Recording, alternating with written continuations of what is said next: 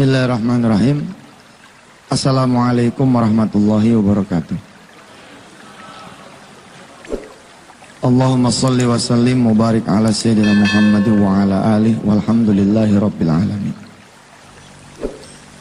Tidak ada kesusahan di muka bumi ini kecuali kita yang mengundangnya datang. Manusia di muka bumi ini ada dua tipe. Yang pertama la ya'lamun, mereka yang tidak mengetahuinya bahwa sesungguhnya dia lagi sakit. Yang kedua la yash'urun, dia nggak sadar. Masuk yang mana kita? Masuk yang tidak tahu atau yang tidak sadar? Mudah-mudahan ada golongan lain yang Allah dan Rasulnya menyebut sebagai golongan orang yang senantiasa mengingat Allah dan mau bertobat kepadanya. Sedikit kisah tentang, kebetulan saya ada di dunia kampus ya. 10 dosa besar ini memang sekarang nih jadi penyakit buat kita semua. Ada, dulu pernah saya keliling ke tanah air. Zaman dulu saya kelilingnya bukan tentang sedekah, tapi tentang pertaubatan. Mungkin dipengaruhi oleh saat itu memang saya sedang mencari Tuhan, sedang mencari Allah, lagi sensitif terhadap dosa-dosa barangkali. Dulu keliling tuh menyapa Indonesia dari satu kota ke kota lain, bicara tentang penyakit-penyakit manusia. Dan saya masuknya sama seperti saya masuk di dunia sedekah, saya masuk juga dari dunia masalah dan dunia hajat. Kita pasang iklan di koran-koran, di media-media bahwa kalau ada hutang yang tidak terbayar, ada penyakit yang tidak sembuh, ada rumah tangga yang belum hadir anak keturunan, ada seseorang yang jauh dari jodohnya, ada seorang yang kerja tapi nggak ada gajinya, ada orang yang usaha tapi nggak ada untungnya. Coba deh, saya bilang saya lagi buka praktek nih gitu. Zaman dulu memang judulnya praktek begitu, namanya majelis konseling. Nggak apa-apa lah kita menyodok di tengah paranormal, di tengah kehadiran dukun-dukun saat itu ya. Kalau sekarang sih sudah agak berkurang ya iklan-iklan gitu. Tapi zaman dulu marak sekali. Datang nih satu dua orang gitu. Ustaz, saya punya begini, saya punya begitu. Lah saya dulu punya kertas isian. Kertas isian 10 dosa besar. Jadi sebelum bicara tentang penyakit atau tentang masalah yang dihadapi, terlebih dahulu saya sodorin. Jadi seperti dokter, saya suruh ngisi orang itu dengan jujur. Tolong Bu, tolong Pak, dari 10 kategori dosa besar, yang mana yang kira-kira sudah dilanggar. Nanti kita konsentrasi di sana. Mengingat orang-orang yang datangnya banyak. Jadi saya pakai alat bantu. Saya menyebutnya balance scorecard di urusan 10 dosa besar. Kita pakai skor nih, yang mana nih? Ada orang-orang tertentu yang nggak bisa nulis. Dia diem aja nggak bisa nulis. Saya bilang sama beliau, tenang Pak, ini rahasia saja, rahasia antara kita berdua dan Allah. Mudah-mudahan ini tidak menjadi aib, tapi memang saya harus bertanya, seperti dokter. Ketika ada orang datang, kita nanya apanya yang sakit. Ketika perutnya, ya sudah kita konsentrasi di perut dia. Kita konsentrasi di penyebabnya. Diisi Pak, ada yang nggak mau ngisi. Dia nanya sama saya, maaf Ustaz, di sini cuma 10 dosa besar. Kelihatannya saya lebih dari 10 Ustaz. Tapi ada juga yang tidak mampu menemukan dosanya apa gitu. Karena ternyata terkait sama orang tuanya. Ada pernah terjadi saya ngebetulin tulang belakang orang. Dan orang ini clean, bersih, disodorin A, B, C sampai 10, nggak ada yang dia kerjakan. Dan dia tidak bisa duduk lebih dari 10 menit. Karena permasalahan tulang belakang. Ternyata subhanallah dia menyimpan orang tua yang dari sebelum dia lahir sebagai seorang rentenir. Jadi perilaku kemudian bapaknya itu jadi masalah di anaknya. Ketika kemudian kita putus pakai doanya Nabiullah Ibrahim kepada bapaknya, bahwa aku berlepas diri dari apa yang diperbuat oleh bapak, kan begitu Nabi Ibrahim bilang kepada bapaknya. Subhanallah, kita tesnya gampang. Tes duduk aja. Tes duduk kira-kira 30 menit, lebih dari 10 menit. Dan subhanallah itu. Jadi saya percaya banget karena emang ayatnya pun begitu. Kullun nafsim bima kasabat rohina. Semua orang tergadai dengan apa yang dikerjakannya. Saya berdiri di sini beristighfar. Saya bukan orang yang paling bagus, paling benar, paling soleh. Justru kayaknya malam ini, kalimat ini ditujukan untuk diri saya sendiri. Semoga mudah-mudahan kita diberi kesempatan Allah nyampe di bulan suci Ramadan, supaya Allah betul-betul kubur segala dosa-dosa kita, sehingga tidak ada lagi kesusahan kecuali Ia mengantarkan kita kepada Allah Subhanahu wa taala.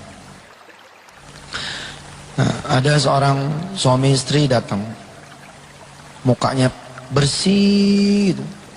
Muka saya masih agak-agak ada pengaruh dosa besar ya. Muka yang satu ini subhanallah nggak tega tuh kalau saya nyodorin formulir itu, karena saking kelihatannya soleh gitu. Istrinya juga masya Allah tuh jilbabnya ini panjang gitu, kayaknya nggak mungkin lah mereka berdua pelaku itu. Tapi karena saya harus tanya, iya saya tanya. Dia datang mengeluh, dia bilang, Ustaz, yang ngomong istrinya, suami saya nih Ustaz, udah 7 tahun berumah tangga tapi nggak punya pekerjaan. Dan saya bilang ya nggak apa-apa nggak punya pekerjaan, yang penting punya duit. Borok Ustaz.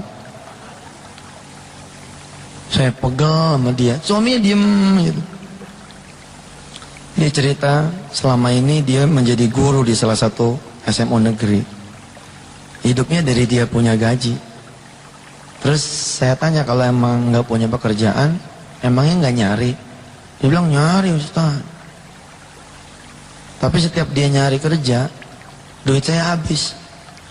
Kok gitu? Iya, asal mau nyari kerjaan, pakai duit saya 20.000, 20.000, 20.000, 7 kali udah 140 Ustaz. Gaji saya berapa? Kalau emang nggak kerja, kenapa nggak usaha? Saya lebih ngeri lagi Ustaz. Begitu kata si istri. Kalau usaha, ujungnya utang, utang, utang. Hidup tuh memang ujian, tapi kalau hidupnya ujian terus, ada dua. Pertama itu bukan ujian, itu azab. Yang kedua emang blow on, nggak naik-naik, diuji terus sama Allah. Ya ada kesempatan restnya lah, nikmatin dulu hasil ujian dan naik dulu. Tahu udah di atas nih, uji lagi, wajar begitu. Tapi kalau itu tuh isinya ujian terus, diberondong terus. Ya seperti bahasanya Al-Quran, kullama nadijat juluduhum baddalnahum juludan ghairaha. Setiap kulitnya terkelupas, aku ganti dengan kulit yang lain, tapi aku bakar lagi, terkelupas lagi, bener lagi, bakar lagi. Nah kalau sampai kayak begitu, khawatir kita jangan-jangan emang kita bukan dalam suasana ujian, tapi suasana yang azab. Saya perhatiin baik-baik orang. Oke dah, saya bilang kita mulai aja dah. Nomor 1, jangan-jangan ada perilaku syirik kali, mempersekutukan Allah. Di rumah ada sesuatu nih yang kita percaya, dengan sesuatu itu rizki jadi bertambah, kemuliaan jadi bertambah, kewibawaan jadi bertambah, ada keselamatan segala macam. Yang masuklah kategori kita, kategori orang-orang yang sudah berbuat kemusyrikan. Dia tolak. Enggak, saya enggak begitu Ustaz. Langsung yang nomor 2. Nomor 2, kalau memang syirik tidak, sholatnya bagaimana? Sholat, begitu ditanya tentang sholat, sahabat yang satu ini megang jenggot. Sholat ya Ustaz gitu. Sambil ngasih tahu saya, jenggot nih bener nih, masa nanya sholat? Sekelewatan nih. Ini sih jenggotnya begini nih, jenggot bener. Ya saya bilang iya. Ya mudah-mudahan lah sholatnya benar, tepat waktu, di awal waktu, ada sholat sunnah, ba'diyah, qobliyah, ada duha, ada witir, ada tahajud. Oke lah, fine. Beres. Syirik enggak, sholat juga dia bilang jadi muadzin bahkan. Yang nomor 3 doraka sama orang tua kali. Karena tuh kalau doraka sama orang tua juga mampet tuh. Kalau kita punya masalah dengan orang tua, hukukul walidain, wah itu bisa celaka.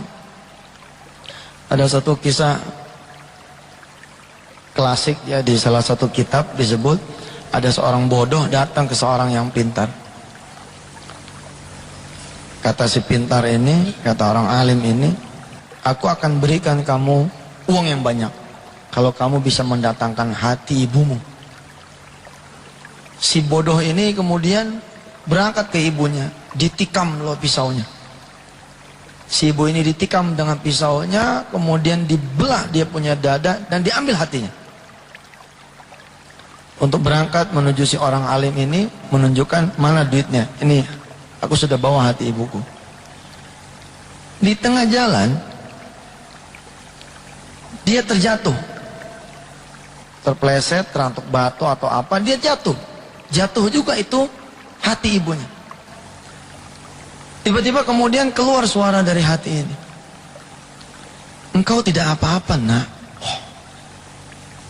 Subhanallah, hati yang sudah berdarah-darah itu bukan nanya tentang dirinya, tapi nanya tentang, kamu gak kenapa-napa, nak.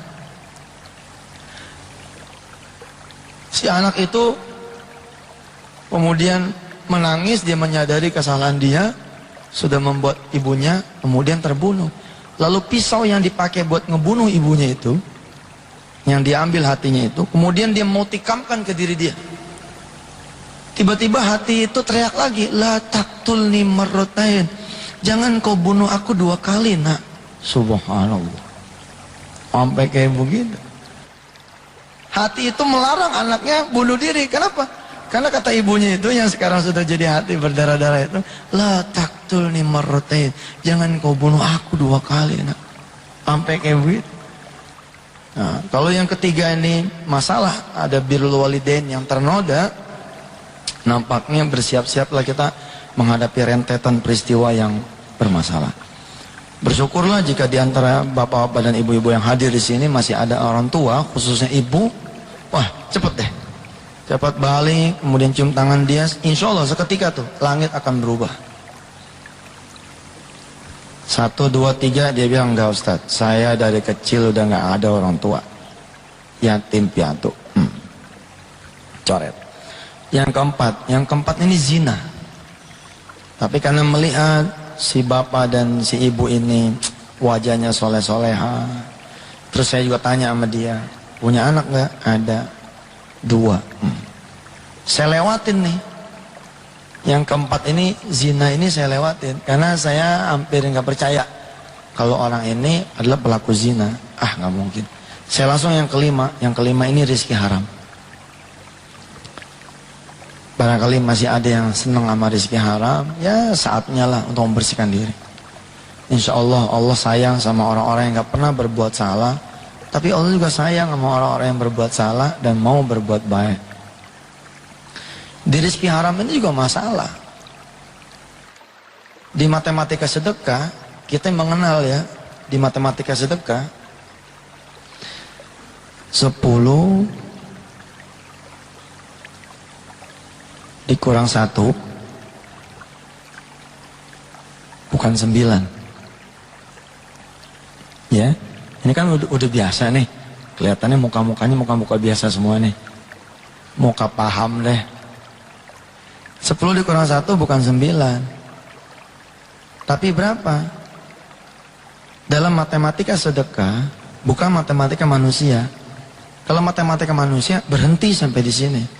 Tapi kalau matematika Allah, ada perhitungan lanjutan. It's not the end balance. Ini baru temporary balance nih.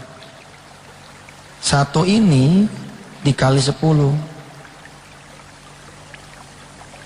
Di sininya 10. Matematika sedekah tidak mengenal pengurangan. Yang ada hanya pertambahan. Kalimatnya bukan tinggal berapa, tapi jadi berapa. 10 dikurang 1 jadi berapa, bukan tinggal berapa. Kalau tinggal berapa, tinggal 9. Oh, ntar dulu, nambah kok. Jadi berapa? Jadi 19. Kenapa pintu ini Allah suburkan? Wa yurbis sadaqat. Allah suburkan itu sedekah. Kenapa? Karena pintu yang haram Allah tutup betul. Karena matematikanya juga nggak beres. Di urusan duit haram ada matematika juga yang terbalik. Coba 5 ditambah 3 berapa? 8. Yakin saudara bahwa 5 ditambah 3 akan selalu 8? Look in the left side. Lihat di sisi yang kiri ini. Ternyata 10 dikurang 1 enggak selalu 9. Berarti 5 ditambah 3 enggak selalu 8. Bisa berapa? Bisa min 2 loh. Kok bisa min 2 Ustaz? Iya, dia punya gaji 3 juta, ngembatnya 5 juta. Gajinya 3 juta, tapi yang dia embat 5 juta, minus 2.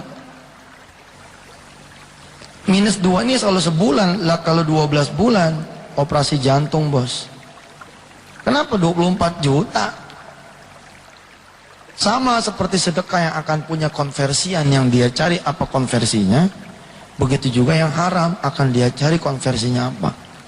Ketika rizki sudah tidak lagi bisa nanganin konversian kejahatannya, maka badan yang akan dia cari. Kalau badan dia juga udah nggak cukup, anak yang dia embat. Terus begitu. Subhanallah. Kalau kita tidak hentikan, subhanallah. Ada 5 lagi, tapi 5 lagi ini mendingan saya kasih CD 10 dosa besar, dengerin sendiri. Kalau enggak waktu kita habis. Tapi yang jelas si Mas yang satu ini dengan si Mbak, dia geleng kepala terus. Nomor 6 ini geleng, nomor 7 ini geleng, nomor 8 geleng, nomor 9 geleng, nomor 10 geleng, bersih, clean. Gampang saya sebagai seorang dokter, bukan dokter seperti prima, tapi dokter masalah. Kalau semua orang itu geleng kepala tanda nggak pernah melakukan 10 dosa besar, ya wes itu ujian. Tinggal sabar. Tapi ada satu yang belum saya tanya, yang nomor 4. Cuman mencermati kalimat di awal, istrinya masih kerja jadi guru. Dalam hati saya jangan-jangan dia berzinanya bukan sama istrinya, sama orang lain. Ya deh, saya keluarin dulu tuh istrinya. Udah lama nih saya tidak melakukan agenda konselingan seperti ini. Yang terjadi kita ya sedekah. Padahal ngulitin orang dari sisi pertobatan tuh, waduh, itu seperti mereborn orang, melahirkan orang lagi dari awal lagi. Simpen istrinya keluar, saya bilang, Mbak tolong keluar sebentar, saya mau ngomong antar laki-laki. Mbaknya keluar, kunci pintu, kemudian saya duduk lagi, saya bilang, Mas maju sini. Ada satu loh yang belum saya tanya. Kelihatannya tahu deh yang belum saya tanya apa. Nangis dia peluk, iya Ustaz, kayaknya saya tahu yang mau ditanya apa.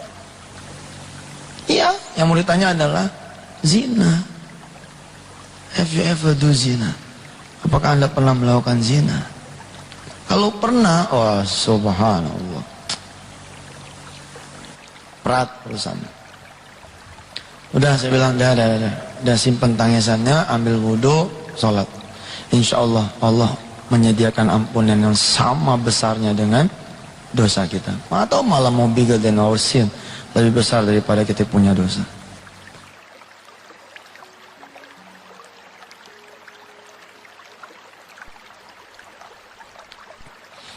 Kalau semua orang itu geleng kepala tanda nggak pernah melakukan 10 dosa besar, ya wes itu ujian. Tinggal sabar. Tapi ada satu yang belum saya tanya, yang nomor 4. Cuman mencermati kalimat di awal, istrinya masih kerja jadi guru. Dalam hati saya jangan-jangan dia berzinanya bukan sama istrinya, sama orang lain. Ya deh, saya keluarin dulu tuh istrinya. Udah lama nih saya tidak tidak melakukan agenda konselingan seperti ini. Yang terjadi kita sedekah. Padahal ngulitin orang dari sisi pertobatan tuh, waduh, itu seperti mereborn orang, melahirkan orang lagi dari awal lagi. Simpen istrinya keluar, saya bilang, Mbak, tolong keluar sebentar, saya mau ngomong antar laki-laki nih. Mbaknya keluar, kunci pintu, kemudian saya duduk lagi, saya bilang, Mas, maju sini. Ada satu yang belum saya tanya. Kelihatannya tahu deh yang belum saya tanya apa. Nangis dia peluk, iya Ustaz, kayaknya saya tahu yang mau ditanya apa. Iya, yang mau ditanya adalah zina. Have you ever do zina? Apakah Anda pernah melakukan zina? Kalau pernah, wah subhanallah, berat urusannya. Udah, saya bilang, udah simpen tangisannya, ambil wudhu, sholat. Insya Allah, Allah menyediakan ampunan yang sama besarnya dengan dosa kita. Atau malah mau bigger than our sin, lebih besar daripada kita punya dosa. Itu waktu dia sholat taubat seperti tidak ada di dunia. Oh, kayak apa taubat? Setelah selesai, dia kemudian bertanya, Ustaz, apa sih hubungannya antara zina dengan saya, kok tidak dapat pekerjaan selama 7 tahun? Yang pertama, memang Allah yang bilang begitu. Wala yad'una ma'allahi ilahan akhara wala yaqtuluna an-nafsa allati harramallahu illa bil haqqi wala yaznun.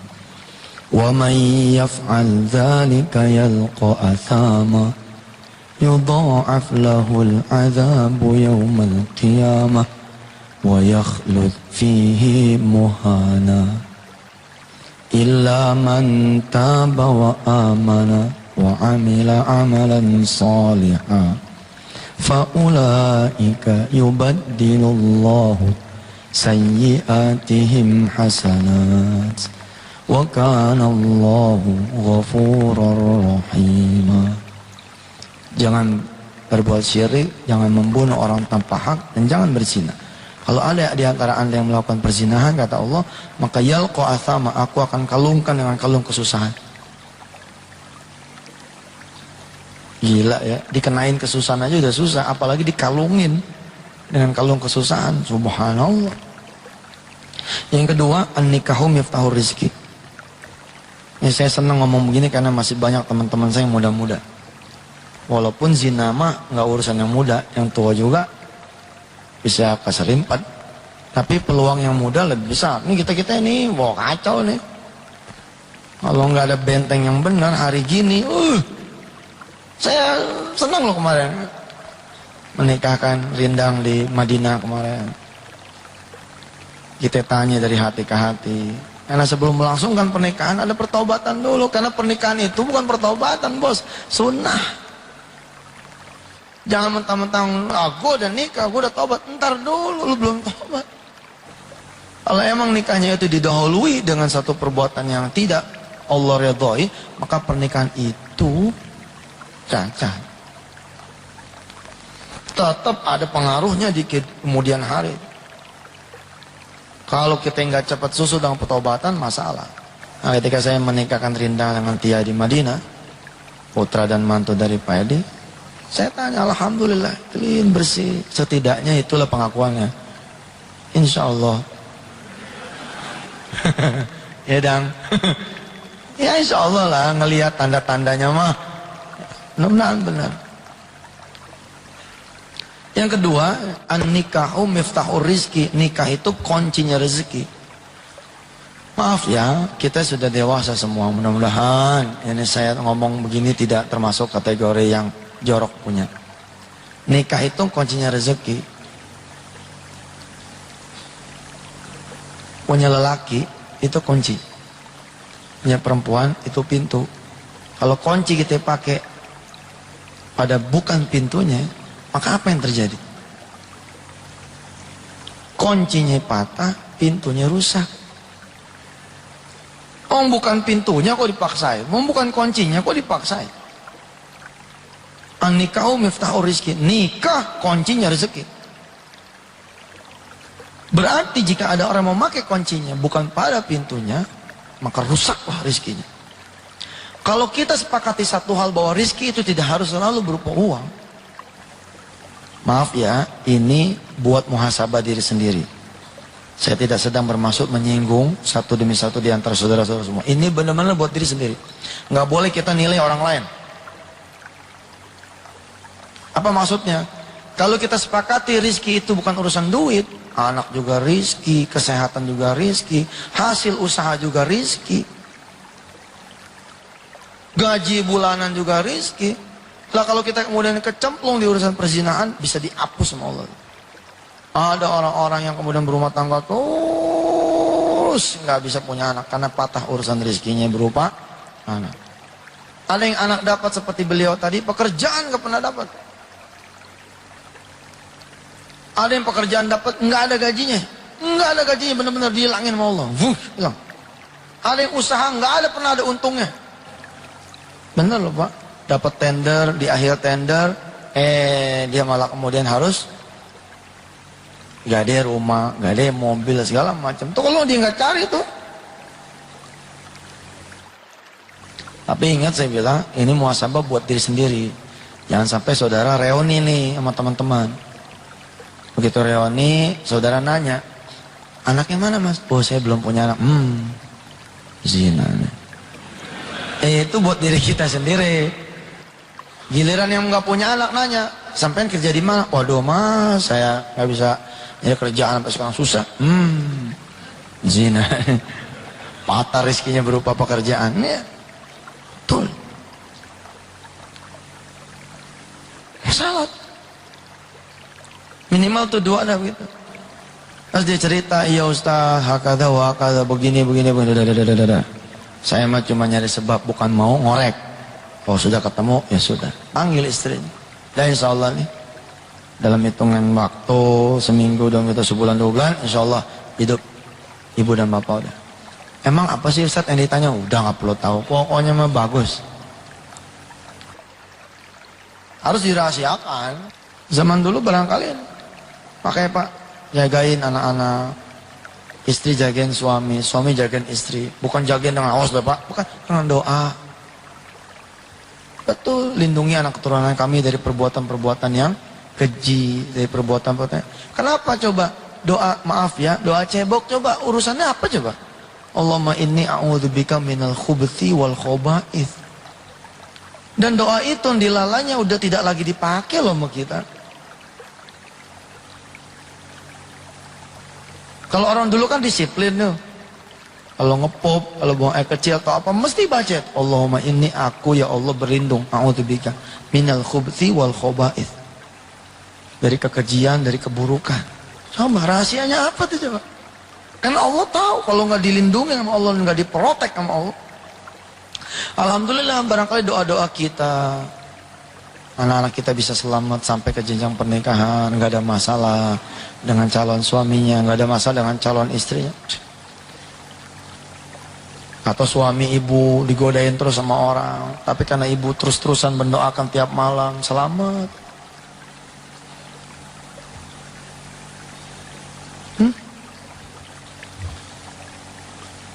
Saya pernah ceramah di salah satu kampus. Ada dulu kita punya spiritual financial healing buat mahasiswa. Yang digarap adalah mereka-mereka yang sudah mau diwisuda. Supaya mereka tahu mereka akan memulai menuai penyakit itu di luar. Terus saya sempat nanya sama mahasiswa, ayo, yang sudah pernah patah kuncinya, yang sudah pernah rusak pintunya, nih kita sediakan jasa repair bodinya. Silakan SMS ke nomor ini. Itu tuh ada banyak SMS, Ustadz sudah 3 kali patah, Ustadz tadi udah gak kehitung. Betul, yang lebih amazing lagi, begitu saya keluar kaget, saya nenteng koper nih mau ke Jawa, mau ke Jogja, diuber sama Purek 3 nya. Ustadz bisa ngomong sebentar gak? Oh, Pak Purek, SMS aja deh, saya udah harus kejar pesawat. Pak Ustadz tolong, ini nyangkut hidup saya. Kunci saya patah juga Pak Ustadz. Gila gak tuh, kurek tuh. Wah, screening itu sesekali harus dilakukan Pak. Kalau kita yang punya perusahaan, saya screening betul itu. Kita nggak mau perusahaan kita kemudian dikotori dengan perbuatan-perbuatan dosa orang-orang yang kita nggak tahu judulnya. Kita nggak boleh bilang begini, Ustadz itu kan yang melakukan anak buah kita. Kenapa jadi kita ikut tanggung? Saudara, ada 2 orang di satu ruangan, udah mandi, pakai minyak wangi bersih, betul. Datang tamu ketiga kotor, agak mandi, bau.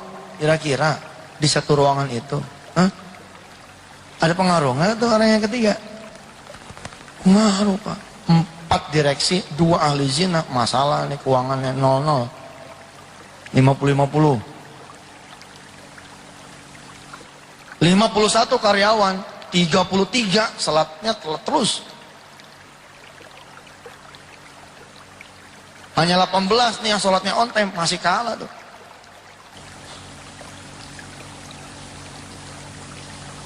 Al-qari'atu mal-qari'ah. وما أدراك ما القارعة يوم يكون الناس كالفراش المبثوث وتكون الجبال كالإهن المنفوش فأما من ثقلت موازينه فهو في عيشة راضية. Kalau lebih banyak orang-orang yang berbuat baik, lebih banyak kebaikannya, fi 'isyatir radiyah, senang. Wa amma man taqulat mawazinuhu. Bahaya tuh kalau kita kemudian lebih banyak keburukannya dari 2 neraca, yang satu tabung dosa, satu tabung amal. Ternyata tabung dosa menempati 80%, tabung amalnya 20%. Hidup kita nggak seimbang yin dan yangnya tuh. Pasti masalah. Badan kita aja kalau nggak seimbang, ya kayak saya begini bisa flu. Pikiran kerja terus, fisik kerja terus, ya namanya juga badan, pasti deng. Ada suplemen-suplemennya, hidup juga begitu. Ketika kemudian tidak seimbang, ya kan jadi masalah. Alhamdulillah kita punya Allah luar biasa. Apa dia bilang? Nabbi ibadi, innani anal ghafurur rahim. Kabarkan kepada hamba-hambaku, sesungguhnya aku adalah Tuhan yang memiliki ampunan yang begitu luas dan sangat penyayang. Kalau sekiranya kita punya Tuhan pemarah, habis dunia langsung dibalikin.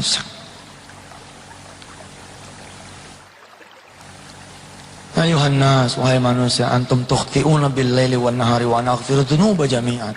Wahai manusia, kalian tuh senangnya bikin dosa pagi, siang dan malam, sedangkan aku adalah Tuhan yang senang yang ngampunin kalian. Hebat gak tuh Allah tuh? Kalau kalian datang dengan membawa dosa sebanyak buih di lautan, aku akan membawa ampun yang lebih banyak daripada buih itu. Kalau kalian membawa padaku dosa sebanyak pasir, butiran pasir di daratan, aku akan datang lebih banyak lagi membawa ampunan daripada dosa-dosa kalian semua. Nabbi ibadi innani ana ghafurur rahim.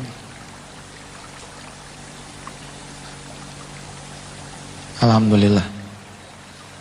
Ini muka-muka di depan saya mah muka orang soleh-soleha. Ya kelakuan emang gak ada yang tahu kan.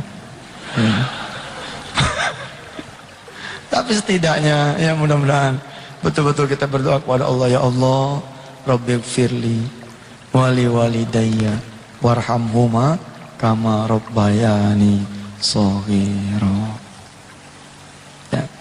Jadi kalau ada yang kehidupannya doyong, ada masalah, checklist berdua. Checklist berdua dengan jujur.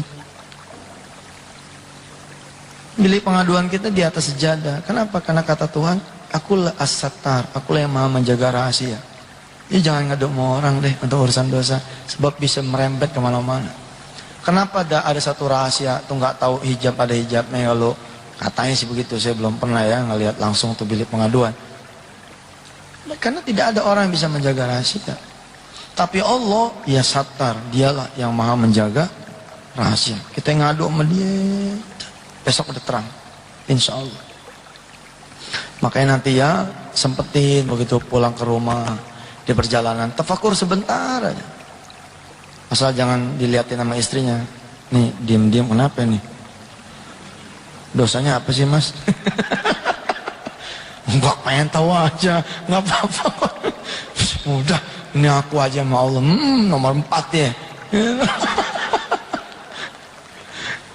Jangan ya, udahlah antara kita sama Allah saja. Kalau tadi saya buka praktek gitu, nih karena emang saya harus buka praktek, emang saya harus nanya. Karena namanya orang yang tidak mampu, kemudian apa namanya, mengenali dia punya dosa, mengenali dia punya kesalahan. Betul loh Pak, mana ada sih juga manusia yang gak punya dosa ya. Tapi itulah, untung Allah itu maha pengampun. Nah Bapak Ibu yang dirahmati Allah, yang menarik saat itu, kenapa saya senang bicara di kampus, cerita tentang spiritual dan financial healing, karena emang banyak sekali kejadian-kejadian. Saya bilang kalau laki-laki itu banyak di urusan ekonomi bos, karena judulnya kuncinya doang nih patah, tapi kalau pintu kan fisik. Sehingga banyak perempuan-perempuan yang larinya itu apa? Kanker rahim, kista, kanker payudara. Saya lagi maaf, kita tidak sedang memuhasabahkan orang lain. Belum tentu dia itu azab, belum tentu. Belum tentu. Tapi kalau dia sudah sadar, maaf ya, dia punya kehormatan, dia sendiri yang membuka untuk dinodai orang lain, wajar kalau kemudian badannya berontak sama Allah Subhanahu wa taala. Dia nggak mau. Badan itu dihuni oleh ruh yang kayak begitu, ya panas, Pak. Emang gampang apa kena kanker rahim? Emang gampang apa kena kanker payudara? Emang gampang apa kena penyakit-penyakit yang, ya maaf ya, naudzubillah min dzalik, berat. Nggak gampang. Mudah-mudahan kalau memang ada di antara kita yang punya penyakit-penyakit yang kayak gitu, berhusnuzan saja sama Allah. Ustaz saya nggak pernah berzina kok. Saya nggak pernah gini. Ya sudah, alhamdulillah. Mudah-mudahan Allah menganggap itu memang bukan satu hal yang apa. Nah yang menarik, ketika saya lagi ngonselingin orang, ada satu anak muda, gagah, tinggi, besar, berpakaian uniform salah satu BUMN. Setiap kali tamu selesai, saya suruh dia masuk, nggak mau. Tamu selesai, suruh dia masuk, nggak mau. Dia mendahulukan orang lain terus sampai kemudian tengah malam. Baru tengah malam masuk dia. Umurnya 28 tahun. Pakaiannya uniform. Salah satu BUMN besar lah. Saya bilang sama dia, wah ini anak muda nih, sepantar sama saya. Oh datang ke sini. Yang datang ke sini emang mestinya yang bermasalah. Saya bermasalah Ustaz. Apa yang bermasalah? Saya sopir Ustaz. Pakaiannya memang uniform BUMN besar, tapi ternyata dia sopir. Tapi ya what's your problem gitu men? Apa yang jadi masalah Anda emang kenapa dengan posisi sopir? Lebih bagus Anda kerja jadi sopir daripada enggak sama sekali.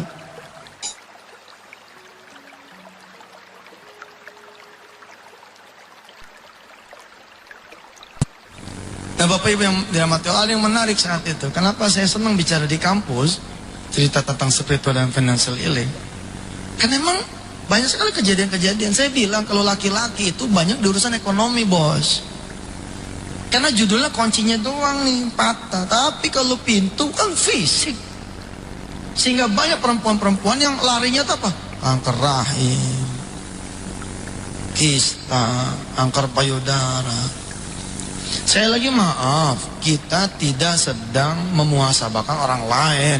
Belum tentu dia itu azab, belum tentu. Belum tentu. Mudah-mudahan kalau memang ada di antara kita yang punya penyakit-penyakit yang kayak gitu, berhusnuzan saja sama Allah. Ustaz saya nggak pernah berzina kok. Saya nggak pernah gini. Ya sudah, alhamdulillah. Mudah-mudahan Allah menganggap itu memang bukan satu hal yang apa. Nah yang menarik, ketika saya lagi ngonselingin orang, ada satu anak muda, gagah, tinggi, besar, berpakaian uniform salah satu BUMN. Setiap kali tamu selesai, saya suruh dia masuk, nggak mau. Tamu selesai, suruh dia masuk, nggak mau. Dia mendahulukan orang lain terus sampai kemudian tengah malam. Baru tengah malam masuk dia. Umurnya 28 tahun. Pakaiannya uniform, salah satu BUMN besar lah. Saya bilang sama dia, wah ini anak muda nih, sepantar sama saya. Oh datang ke sini. Yang datang ke sini memang mestinya yang bermasalah. Saya bermasalah, Ustaz. Apa yang bermasalah? Saya sopir, Ustaz. Pakaiannya memang uniform BUMN besar, tapi ternyata dia sopir. Tapi ya what's your problem gitu, men? Apa yang jadi masalah Anda emang kenapa dengan posisi sopir? Lebih bagus Anda kerja jadi sopir daripada enggak sama sekali. Duh, betul kan? Enggak ada yang salah dengan pekerjaan itu. Tapi dia mendesis. Dia bilang, saya alumni Fakultas Teknik UGM, Ustaz. Oh, emang masalah duduk-duduk. Iya masalah, bos. Fakultas Teknik UGM, maknya nyekolahin dia susah-susah. Maaf, bukan berarti kita merendahkan pekerjaan sopir. Perlu kita due diligence lagi nih. Perlu kita gali lebih lanjut. Kalau dia jadi sopir, in the first year dia keluar, fine. Itulah ujian buat dia. Next will be better. In the second year-nya, di third year-nya. Ternyata ketika saya tanya dari tahun berapa yang terjadi sopir? Dari 96. Nah sekarang tahun berapa? 2003. Saat itu ya, 7 tahun. Berarti kan Allah kunci ini deadlock, dikunci jadi driver. Memang masalah, fine. Baik. Langsung ngebut nih, karena ini anak muda langsung saya bilang nomor 4. Dang, ente zina ya? Enggak, Ustaz. Oh, enggak. 96 jadi sopir. Saya tanya sama dia, emang lulusnya tahun berapa, Mas? 97. Berarti 1 tahun sebelum Anda lulus, Anda udah jadi sopir? Iya, Ustaz. Dulu mah iseng doang. Dia tidak menyangka kalau Allah kemudian yang menaruh dia di situ. Awalnya cuman iseng, sambil nungguin kerjaan, sambil nungguin lulus, sambil nungguin wisuda, dia jadi sopir, salah satu manajer di BUMN tersebut. Setelah begitu lulus, si manajer minta ijazahnya supaya walaupun kerja pribadi sama dia bisa dapat double gardan, dapat gaji dari si BUMN tersebut juga. Jadilah kemudian gaji dia 2,8. 2003 2,8 gede sekali, tapi dia nggak nyaman. Kenapa? Karena dia punya masalah di status sosial. Kok Anda ya? Aku nipu orang tua aku nipu istriku, aku nipu keluarga aku kalau aku ini kerja sebenarnya sopir. Itu memang menyiksa. Lah kan cara Allah menyiksa, bukan cara kita ya. Halus gitu cara Allah nyiksa itu, pelan-pelan. Kadang-kadang ada juga jegrek gitu sekaligus ada. Oke lah, nomor 4 dia bilang enggak. Dia bilang enggak, saya enggak pernah usaha zina. Oh iya. Kalau gitu mulai dari 1 lagi deh. 1, 2, 3, 4 enggak, 5, 6, 7, 8, 9, 10 enggak juga. Tapi dia 7 tahun nih. Nggak mungkin saya bilang, masa ujian sampai 7 tahun. Anak SD aja 6 tahun ujian 6 hari. Masa situ kuliah 4 tahun ujian 7 tahun. Ntar dulu nih. Tiba-tiba saya ingat tentang teori kunci patah. Jangan-jangan dia nggak patah, somplak doang nih. Nah mahasiswa tuh, ini penyakit mahasiswa. Makanya next mungkin bisa kita adain sebelum lulus, kita ceramain yang begini ya. Karena banyak mahasiswa-mahasiswi kita yang tidak patah kuncinya, tapi somplak, betul-betul somplak. Saya tanya masih laki-laki ini, Mas, barangkali ente memang tidak berzina. Kalau mendekati zina gimana? Nah, kalau mendekati zina itulah Ustaz. Tiap minggu Ustaz, tiap malam. Kenapa nggak bilang dari tadi? Ustaz kan nanyanya zina. Iya benar juga, gue nanya zina. Oh masalah loh. Betul masalah. Kalau dia benar-benar telak berzina, dia sama sekali nggak kerja bas, nggak kerja at all, sama sekali. Lihat rahasia Allah. apa ya? Untunglah dia tidak berzina, dia cuma nyerempet zina. Ya Allah, kunci di situ. Kita lelaki masukin perempuan satu, nggak ada sernya, nggak ada apa, tapi berdua. Sementara kita punya bon 30 nih, 30 tagihan.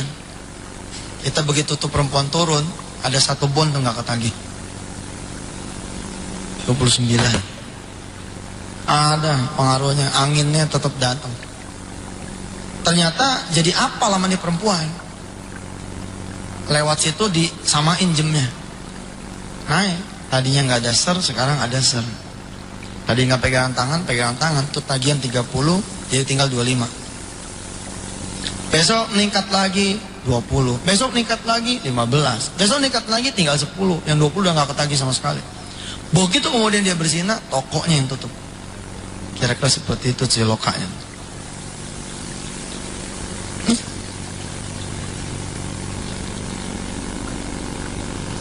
Ajarkan kepada anak-anak kita memakai jilbab yang rapi. Karena subhanallah, itu seperti zina tiap hari. Nah itu juga saya bicara juga tuh. Setelah itu sih ya tinggal mahasiswinya sendiri saja yang berpikir. Saya ceritakan ada satu, ya ini memang kisah, boleh dipercaya boleh tidak. Ada orang dituduh di pengadilan kubur membunuh seorang anak kecil. Yang dituduh membunuh ini adalah seorang perempuan yang dulunya berparas jelita, tangannya jangan bunuh anak kecil. Motong ayam dan sebangsanya aja dia nggak pernah tega ngelihat darah, apalagi bunuh anak. Dia menolak betul. Jangan tuduhkan tuduhan itu kepada saya nggak pernah. Tapi si malaikat nggak mau tahu, dihajar lagi, jebret terus. Begitu udah ancur-ancuran, utuh lagi, dikasih tahu lagi, kamu dosanya begini, tolak lagi, sampai kemudian diminta keadilan Tuhan. Baik, katanya ada catatan hidup nih. Saya pengen tahu kalau emang saya pernah membunuh anak kecil, tolong saya beritahu kapan dan di mana. Ditunjukkan ternyata ketika dia memakai pakaian yang mengundang syahwat laki-laki yang lain.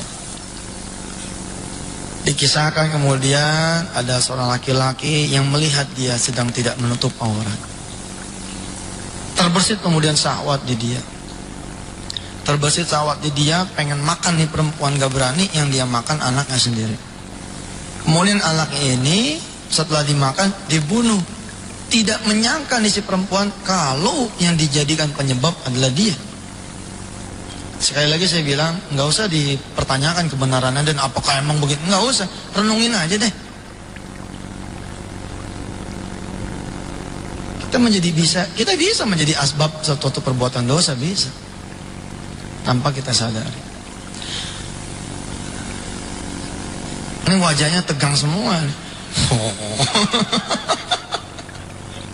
Ya wes lah, pokoknya mah Allah Maha Pengampun gitu ya. Mudah-mudahan begitu kita pulang sebelum tidur malam kita sempat sholat sunnah 2 rakaat. Ada yang bilang tidak ada itu sholat tobat. Baik, kalau memang tidak ada, saudara tidak mengakui adanya sholat tobat, udah sholat sunnah biasa aja. Usolli sunnatan dah. Rakaat ini saya sholat sunat mutlak 2 rakaat. Habis itu bertobat. Bertobat. Kita beristighfar pada Allah Subhanahu wa taala, dan Allah mengampuni kita punya dosa. Bapak Ibu yang dirahmati Allah, ada sementara yang saya bilang kata Allah tuh la yash'urun. Dan berhati-hatilah kita kalau masuk pada kategori ini.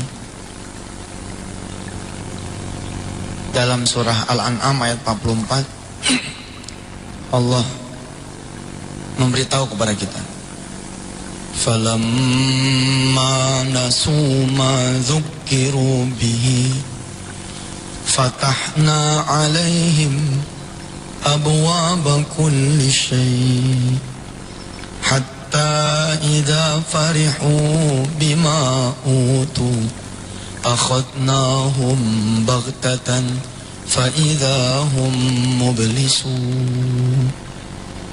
Dan ketika manusia melupakan aku, kata Allah, aku enggak uber dia langsung, aku ulur dia. Didiemin.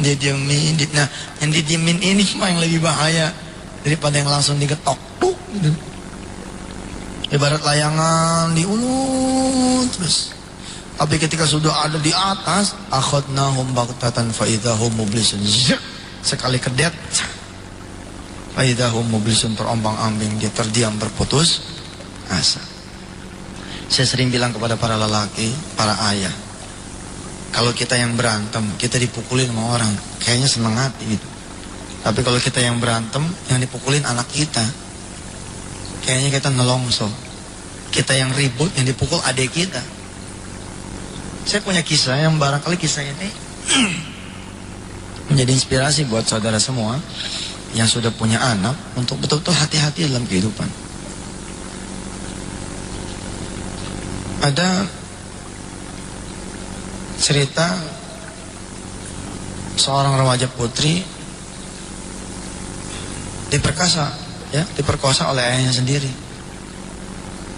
Dan si ayah nggak pernah merasa dia merkosa anaknya. Sampai kemudian dia masuk penjara. Di penjara itu baru dia tahu bahwa selama ini dia memperkosa anaknya. Karena memang secara fisik bukan dia yang memperkosa. Dia punya anak semata wayang, tunggal, satu-satunya. Pimpinan sebuah instansi, hidup di atas rata-rata orang, hingga kemudian anaknya yang putri ini meminta untuk kuliah di luar. Sebut sajalah Mawar begitu. Si Mawar bilang, saya pengen kuliah di luar. Oh, karena ini anak orang kaya, enteng. Dia bilang, mau kemana? Mau kuliah di mana? Mau kuliah di luar atau di mana? Mau di Melbourne? Mau di Frankfurt? Atau mau di Udinus? Luar juga nih. Luar Jakarta. Ditetapkan, ditentukan, diurusin. Emang dasar semua udah diatur oleh Allah. Di malam menjelang keberangkatan, anaknya pamit sama si ayah. Pamit, mau pamitan sama teman-temannya untuk terakhir kalinya. Si ayah melarang, jangan nak. Besok kamu udah mau berangkat. Sudahlah di sini sama ayah, kalau perlu undang teman-teman kamu yang kemari. Tapi si anak bersikeras. Ya, as her last request, dia kasih izin. Dengan syarat, kamu harus pulang jam 9 malam. Dan ditemenin oleh pak supir kita. Ditemenin sama supir yang sudah belasan tahun jadi supirnya dia. Dari sebelum anak ini lahir. Si ayah tidak menduga sama sekali kalau malam itu anaknya dirusak oleh supirnya sendiri. Loh Ustadz, kan katanya tadi bapaknya merkosa. Iya, ceritanya belum berakhir. Jam 9 belum pulang, ya mungkin sebentar lagi. Jam 10 belum pulang, ya mungkin sebentar lagi. Jam 11 belum pulang, ya mungkin sebentar lagi. Tapi begitu jam 12 mulai nih, aduh, kekesalan berubah menjadi kekhawatiran. Cari, nggak ketemu pak. Ini kisah nyata loh nih. Saya berinteraksi dengan dunia sedekah, ketemunya sama keajaiban-keajaiban sedekah. Ketika saya berinteraksi dengan dunia pertobatan, ngeri. Testimoni-testimoninya ngeri-ngeri. Benar.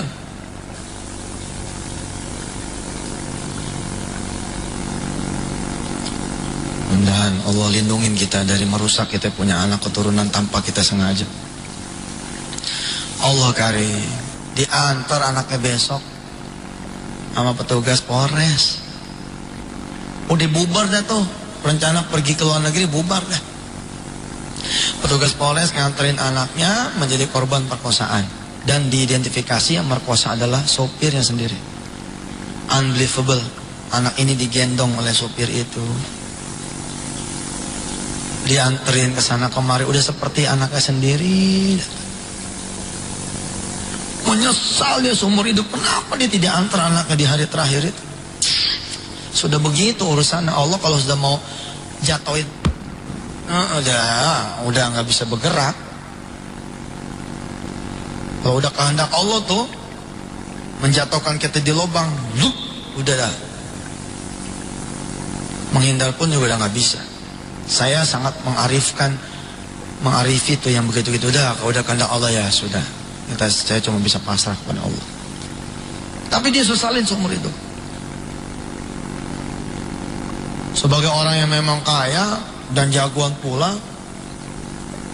dia bon tuh, sopirnya dibon. Dibon Pak, orang kalau urusan yang zina-zina tuh urusannya kacau tuh. Dibon, pokoknya bayar buat digebukin. Tapi di malam ketika si sopir masuk ke sel, si bapak bermimpi dia memperkosa anaknya sendiri. Lah datang itu dalam keadaan gila, karena 7 hari berturut-turut mimpinya tuh dia memperkosa anaknya sendiri, nggak ketemu tuh. Sampai kemudian dia datang ke sebuah pengajian zikir, dibukain tuh sama sang Habib bahwa wajar kalau kemudian Allah mengidentifikasi Anda sebagai orang yang memperkosa anak Anda sendiri. Kenapa? Fisiknya sih emang kelihatannya si sopir, tapi itu adalah buah akibat keharaman yang ditumpuk, kemudian istrinya. Nah kejadian itu kalau kita pikir-pikir nggak adil. Oh, tapi kenapa anaknya jadi korban? Enggak, anaknya dibersihin sama Allah. Begitu anaknya redo, diterima, dibersih lagi, ini anak nggak menanggung apa-apa. Boleh tidak setuju, boleh, tapi cara kerja Allah udah begitu dah. Ada anak asma, kalau orang tuanya tobat, asmanya baik. Oh, bagaimana Ustaz? Ya udah begitu deh, coba dah jajah. Insya Allah ada tuh. Ada loh anak yang terbaring lemah, orang tuanya yang bersihin dirinya, anaknya kemudian keluar. Karena bawa energi negatif tuh si anak. Bapak Ibu dan mati Allah, ada 5 nih yang belum kita bicarakan. Dan memang sesi spiritual healing ini sesi berat, buat saya pun berat. Saya kasih bocoran, yang terakhir itu gibah. Yang 10 itu, urutan nomor 10 itu ngomongin orang. Berat tuh ngomongin orang, adanya di level 10. Kenapa dia ditaruh di nomor 10? Dia zina, enggak. Doraka sama orang tua, enggak. Tukang makan rezeki haram, enggak. Tapi yang dia omongin punya 9 dosa besar, nyemplung ke dia semua itu. Oh, iya betul itu. Sekali lagi ya, dia bukan pezina, dia bukan birrul walidainnya bagus, dia bukan pemakan duit haram, tapi kebenaran yang dia omongin itu yang punya 9 dosa besar. Lah memang udah begitu, kata Rasulullah, siapa orang yang ngomongin orang, maka keburukan orang itu buat dia. Kebaikan orang itu buat yang diomongin. Jadilah dia nomor 10 tuh, botol, tutup botol. Tapi dia juga paling besar sendiri itu. Makanya dijaganya omongan. Mudah-mudahan kita semua terlindung dari perbuatan-perbuatan yang tidak Allah ridhoi. Subhanakallahumma wa bihamdika asyhadu an la ilaha illa anta astaghfiruka wa atubu ilaik. Walhamdulillahi rabbil alamin. Terima kasih. Hadanallahu wa iyyakum ajma'in. Assalamualaikum warahmatullahi taala wabarakatuh.